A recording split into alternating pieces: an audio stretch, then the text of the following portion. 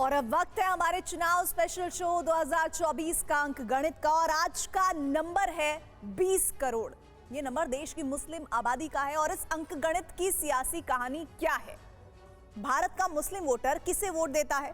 उनका voting pattern क्या है? क्या मुसलमान जिसे वोट देते हैं उन्हें हिंदू वोट नहीं देते? क्या एक मुश्त मुस्लिम वोट से हिंदू वोट का ध्रुवीकरण होता है? आज ये सब कुछ आपको डिटेल में दिखाएंगे। अभी आप सिर्फ इतना समझ लीजिए कि एक ही दिन 3 राज्यों से 3 ऐसे मुद्दों पर बयान आए जिनका सीधा कनेक्शन मुसलमानों से है। भारत माता की, सरस्वती माता की। कुछ बच्चियां नहीं बोल रही, क्या बात है? मना किया है क्या?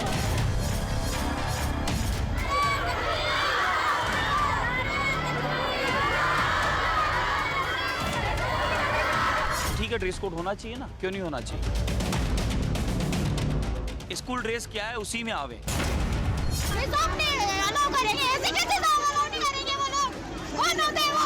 बुर्का और ये हिजाब मुसलमान देश में स्वीकार्य नहीं है, तो यहाँ स्वीकार्य नहीं होना चाहिए।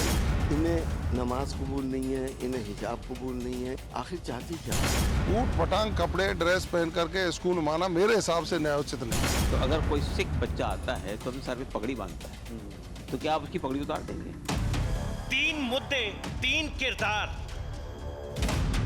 हिजाब बाल मुकुंद आचार्य, सीए शांतनु ठाकुर, यूसीसी पुष्कर सिंह धामी।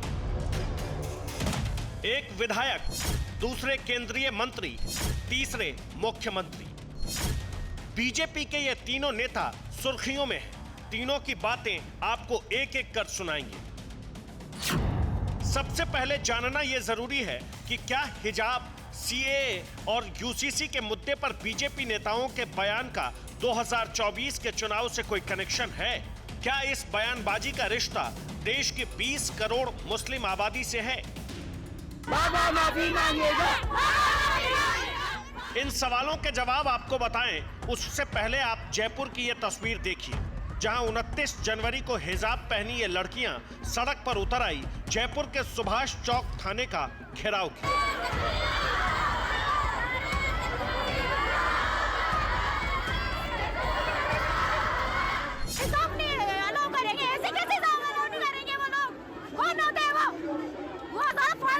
हिंदू मुसलमान करके आगे आ रहे वो विद्या का मंदिर है, ध्यान देना कि हिंदू मुसलमान पे ध्यान दे वो। तो नाराजगी जयपुर की हवा महल सीट से बीजेपी विधायक बाल मुकुंद आचार्य से है।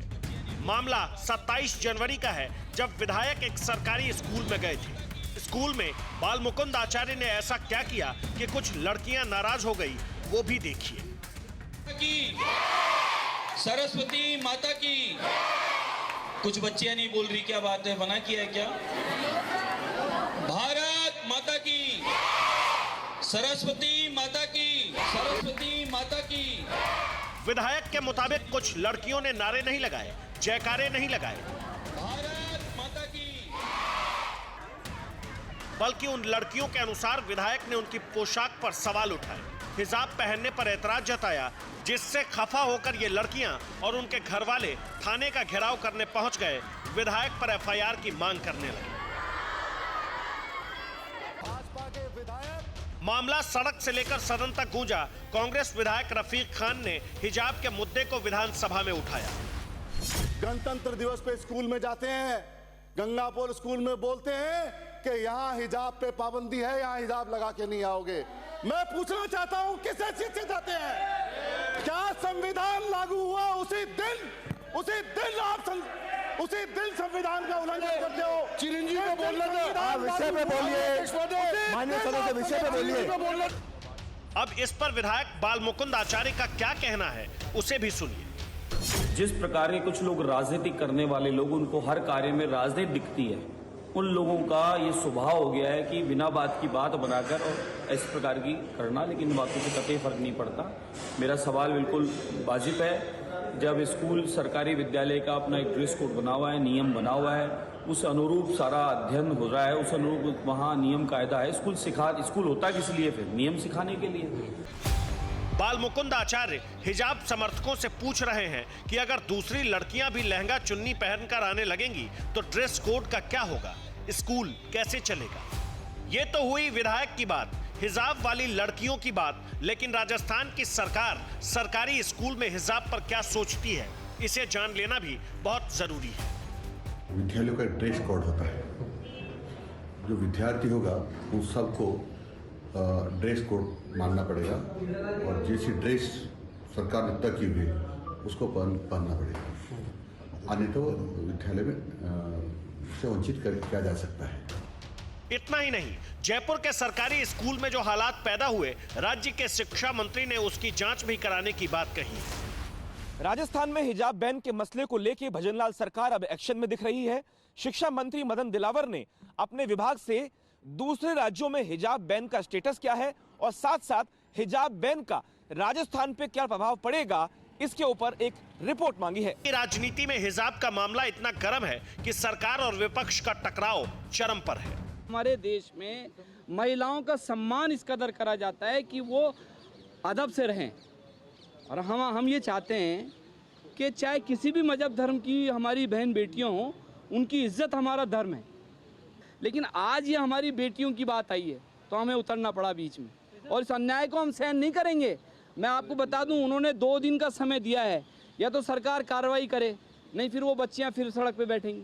इन मुसलमानों को डीएनए तो हिंदुस्तानी है, हमारी है, तो ये बुर्का और ये हिजाब जो है हमारे देश में किसी प्रकार से, जब मुसलमान देश में स्वीकार्य नहीं है तो यहाँ स्वीकार्य नहीं होना चाहिए।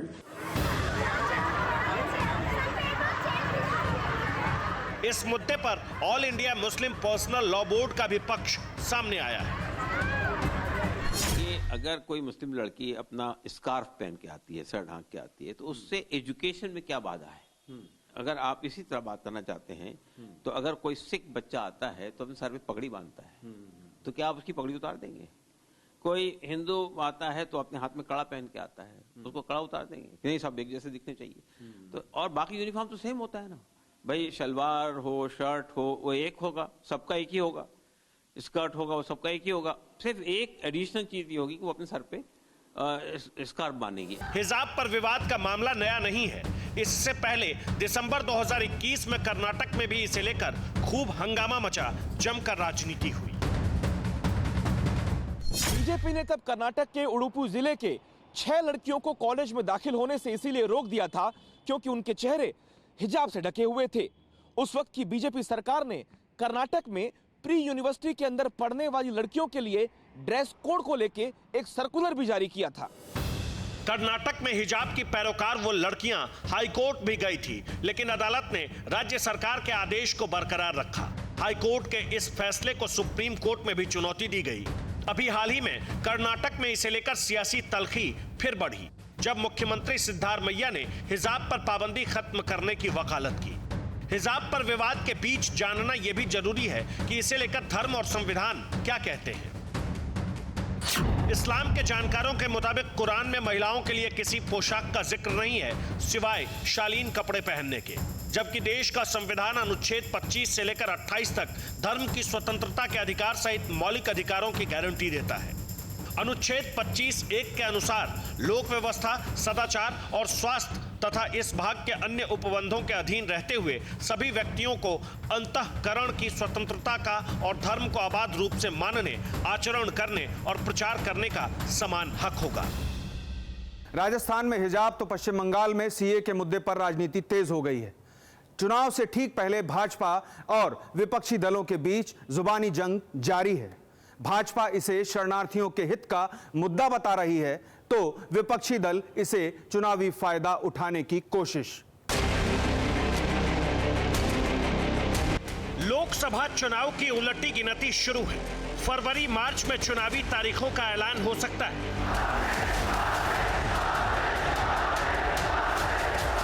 इस बीच पश्चिम बंगाल से बीजेपी सांसद और केंद्रीय मंत्री शांतनु ठाकुर ने सीएए लागू होने की समय सीमा जारी कर दी है।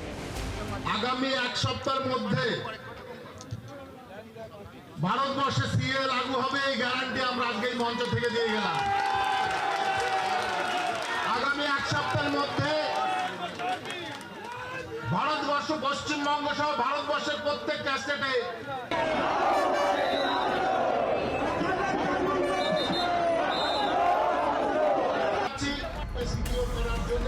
चूंकि केंद्रीय मंत्री ने यह बयान पश्चिम बंगाल में दिया, जहां बांग्लादेश से आए हिंदुओं की भारतीय नागरिकता के लिए CAA वरदान साबित होगा।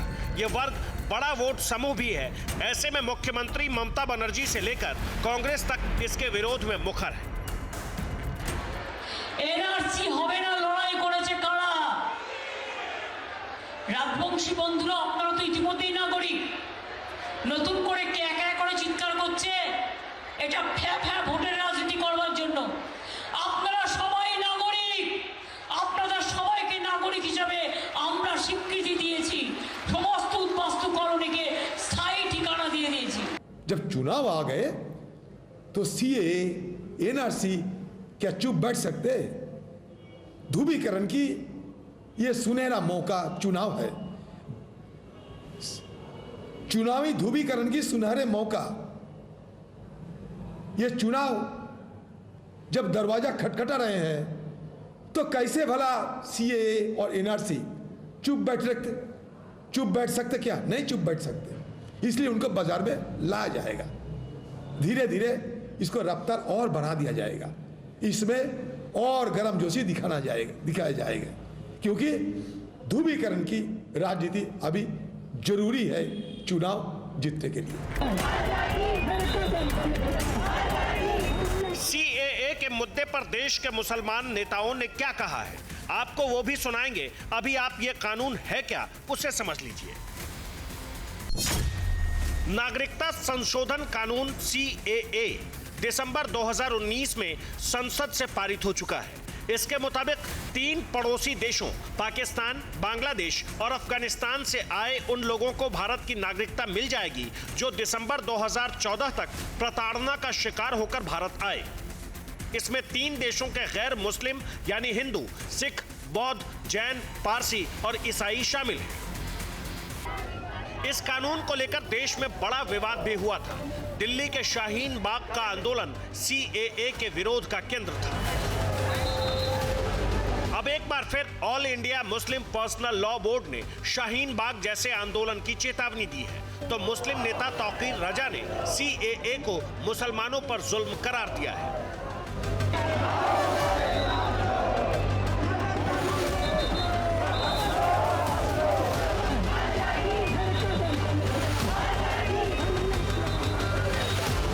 आप कोई ऐसा कानून नहीं बना सकते जो डिस्क्रिमिनेटरी हो। किसी एक समुदाय को निकाल दिया जाए उसमें से और कहा जाए भाई कोई आदमी पाकिस्तान, बांग्लादेश, श्रीलंका से आएगा, अगर वो हिंदू होगा, अगर वो पारसी होगा, अगर वो सिख होगा, अगर वो ईसाई होगा, अगर वो जैनी होगा तो उसको नागरिकता मिलेगी, अगर मुसलमान होगा तो नागरिकता नहीं मिलेगी। क्या शाहीन बाग जैसी स्थिति दिखेगी? ये तो देखिए, शाहीन बाग भी स्पॉन्टेनियस रिएक्शन था, किसी ऑर्गेनाइजेशन ने या मुसलमानों ने ज्वाइंटली कोई फैसला नहीं किया था, तो ये ऐसा हो सकता है। CAA लाने की असल वजह यह है कि हिंदुस्तानी मुसलमानों को गैर मुल्की करार देना है और मुसलमानों पर जुल्म सितम ढाने हैं, इसलिए ये तमाम काम किए जा रहे हैं और इसका भरपूर विरोध किया जाना चाहिए। और जब तक हम हैं इस किस्म के कवानीन और इस किस्म के बिलों की हम भरपूर मजम्मत और मुखालफत करते रहेंगे।